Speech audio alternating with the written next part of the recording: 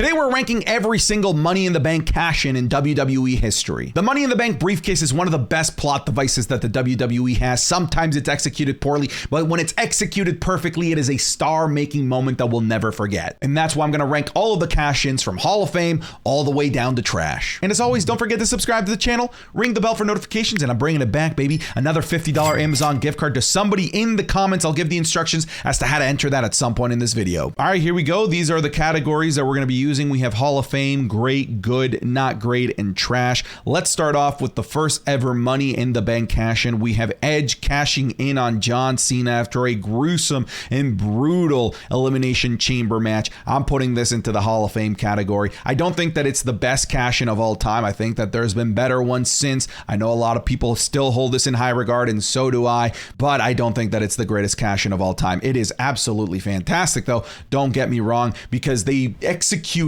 the essence of the Money in the Bank briefcase to absolute perfection by creating a new superstar in the rated R superstar, Edge, and they also set the precedent as to how the Money in the Bank briefcase is supposed to work, and they did it perfectly. It came out of nowhere. It was a shocker. None of us saw it coming. It goes into the Hall of Fame category. Next, we have John Cena cashing in on CM Punk on Raw 1000. This was stupid. It was trash. It was the worst cash-in WWE history. A pre-announced cash-in that ends on a disqualification with the Big Show? Really? That's what you're gonna try and feed me? Trash. All right, next we have Carmella, and Carmella's cash-in goes into the great category. This is exactly how you execute a masterfully crafted Money in the Bank cash-in. Carmella cashing in on a Charlotte who had just come off the back of beating an undefeated Asuka the night before at WrestleMania, only to be interrupted by the Iconics and then to get cashed in on by Carmella. This is exactly the right level of drama, the right level of suspense, and this demonstrated that SmackDown at that time truly was the land of opportunity. Let's go to Asuka. Asuka goes into the trash category.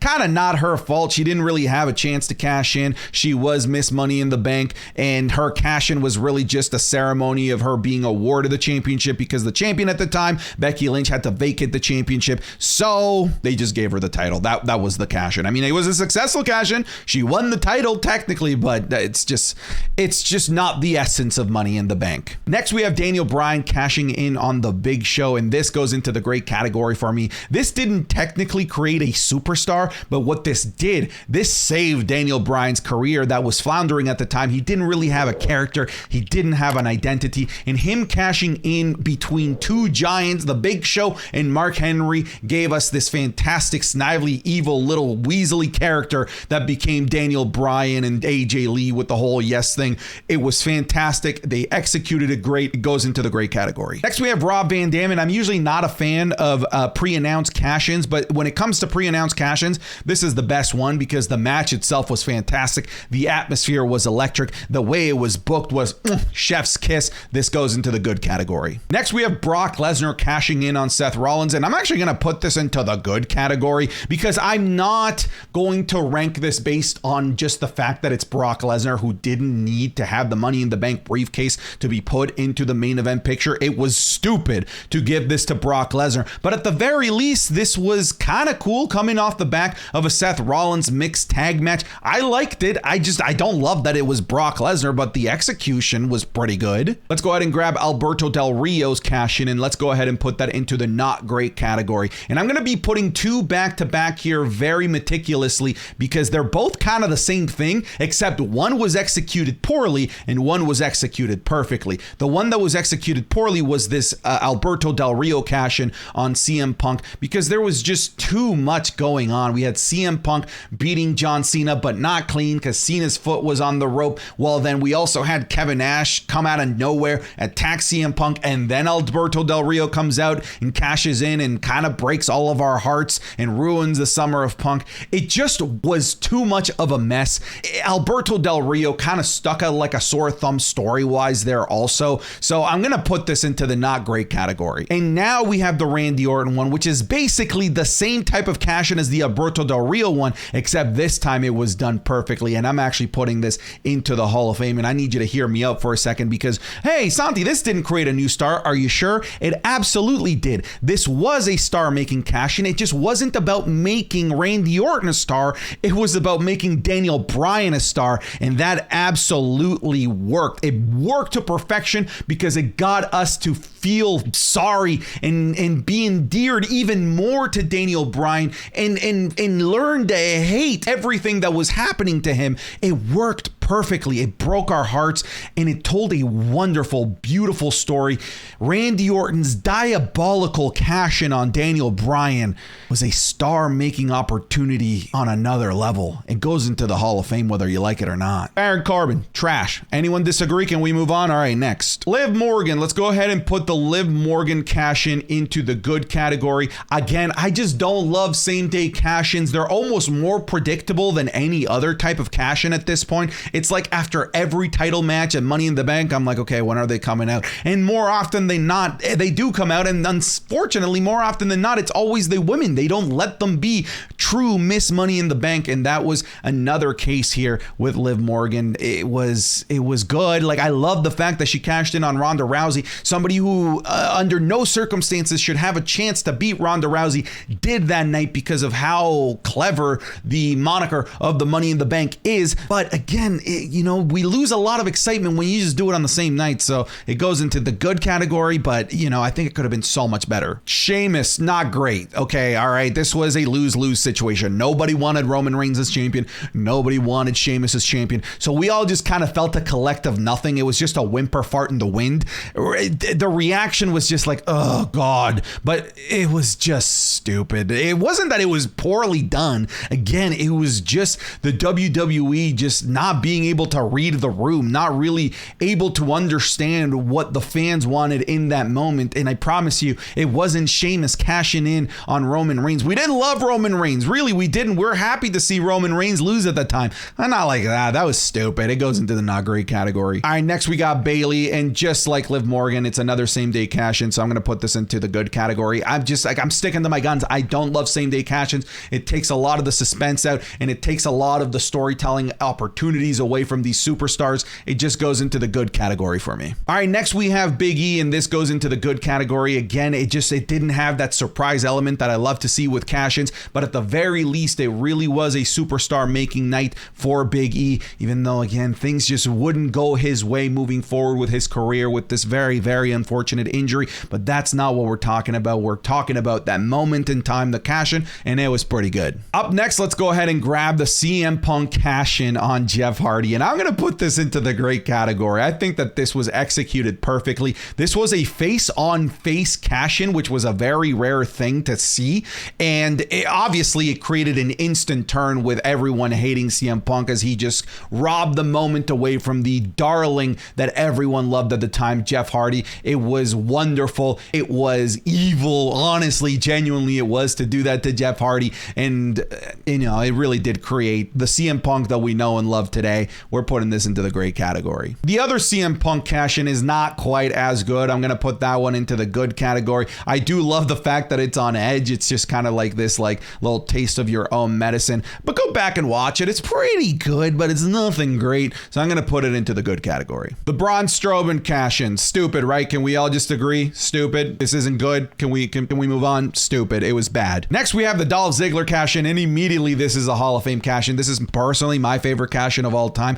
I think it's probably the second greatest cash-in of all time. We'll get to the greatest cash-in here in just a second, but this is exactly how you're supposed to execute a Money in the Bank cash-in. It made a star out of Dolph Ziggler. The fans absolutely adored this moment. My God, the crowd was so wild and crazy that night. It was a combination of shock, surprise, satisfaction, but also quite a bit of drama because it looked like Dolph Ziggler was going to lose there for a second. This was absolutely perfectly executed. Again, we're only judging during the actual cash-in. What happened after the cash-in, we're not talking about that today, but the moment in time, that cash-in was a thing of beauty, a thing I will never forget. One of my favorite moments in WWE history. Dolph Ziggler's cash-in goes into the Hall of Fame. Damien Sandow's cash-in, stupid. Okay, moving on. Kane's cash-in. You know what? I said that I don't love same-day cash-ins, but because this was the first time we ever saw it, at the very least, it was incredibly shocking, incredibly surprising. No one saw this coming, honestly. Like, all of us at this moment just kind of expected,